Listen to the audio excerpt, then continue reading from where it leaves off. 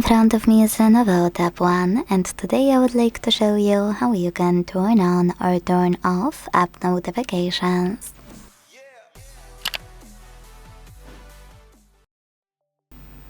First of all, go into Settings and scroll to click on Notifications and Control Center.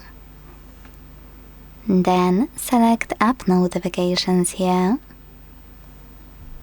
And before doing anything, hit Sort by Name and pick one of those options to sort your apps by name, size or install time, or hit Most Recent on the left and choose one of those sorting options instead. Sort by apps with most recent notifications, most frequent notifications, show all apps, or show only apps with notifications turned off. Whatever you decided, tap on one of those and use blue switchers next to your apps from which you want to block notifications. You can switch them back on by hitting the same, now gray switchers.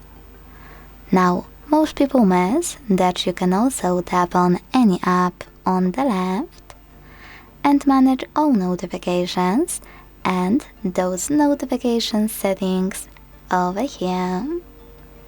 Thanks so much for watching. If you enjoyed this video, leave a like, comment and subscribe. Bye!